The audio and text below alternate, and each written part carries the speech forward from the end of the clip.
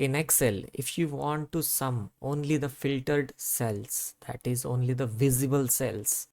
For example, I want to filter this data and I want only the total of marks that are appearing on the screen. For example, let's filter this by red color. So I want to see the total of these 2 marks only.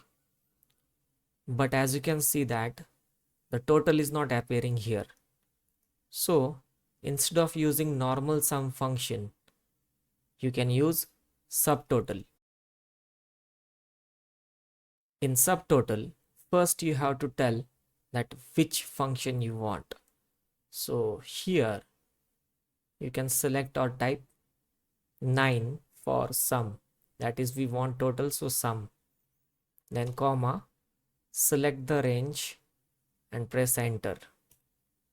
So now as you can see, it is showing the total of these all marks right now, but when I filter it, it will change the total. So now it is showing only for these two. So like this, you can use subtotal function to get the total of filtered cells only. That is only visible cells.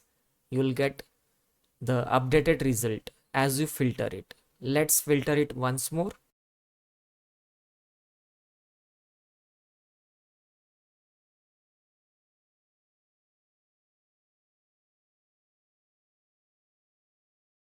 See.